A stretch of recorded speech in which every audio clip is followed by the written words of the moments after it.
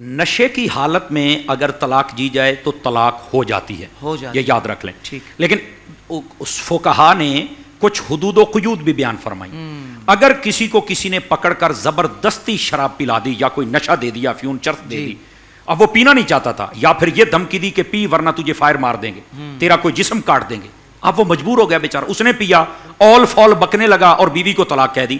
اب اس صورت کے اندر بیوی کو طلاق نہیں ہوگی. صحیح. وہ شراب جو خود وہ پیے اور اس کا عادی بن جائے، مطلب خود استعمال کی ہے اور گھر آیا بکنے لگ پائے، تو اس سے طلاق ہو جائے گی. سمجھ آئے؟ اسی طرح فقہا نے ایک صورت یہ بھی لکھی ہے کہ اگر وہ مرنے کے قریب تھا، کوئی پینے والی چیز نہیں تھی، شراب تھی یا کوئی ایسی نشے والی کو پی کے جان بچا سکتا ہے، اس نے اتنی ہی پی لیکن وہ بھی اس کے دماغ کو چڑھ گیا، آل فال بکنے لگا، طلاق دے بیٹھا، تو اب اس صورت میں بھی طلاق نہیں ہوگی.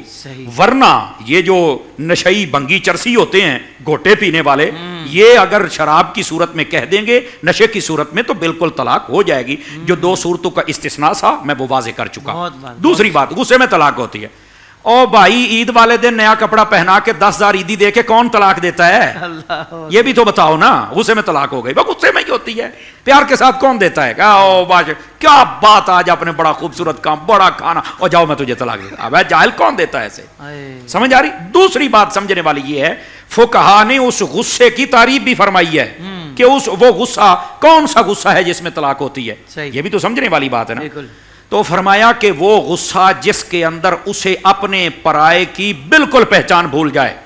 ٹھیک ہے، بس اوقات ہوتا کہ نہیں، جب مجھے غصہ آیا تو میں کانپنے لگ پڑا. جس کا بلڈ پریشر ہائی ہوتا ہے کانپتا ہی تو ہے، اور کیا کرتا ہے؟ جب تجھے بخار ہوتا ہے تو کانپتا ہی تو ہے، اور کیا ہوتا ہے؟ تو یہ کانپنا یہ شرط نہیں ہے. سمجھ آ رہی ہے؟ وہ غصے کی وہ کیفیت، علماء نے ایک لفظ لکھا وہاں پر، فرمایا بندے کی حالت پاگلوں جیسی ہو جائے. یہ بڑا قابل غور حافظ صاحب، بندوں کی حالت ہے پاگلوں جیسی ہو جائے. جب اس کیفیت پر پہنچ جائے پھر وہ طلاق دے بیٹھے تو طلاق نہیں ہوگی. تو بسا اوقات اس کو اچھا بلا، اور اس میں فقہا نے ایک بڑی پکڑ فرمائی، غصے کی حالت میں طلاق دے دی. بھائی تو نے طلاق بھی دی، تجھے پتا ہے میں طلاق دے رہا ہوں. تو نے بیوی کو دی، تجھے یہ بھی پتا ہے میری بیوی ہے، تجھے یہ بھی پتا ہے کہ میں 1 یا 2 یا 3 مرتبہ دے رہا ہوں. سمجھ آ رہی ہے؟ اور پھر تجھے یہ بھی پتا ہے کہ مجھے غصہ چڑھا ہوا ہے.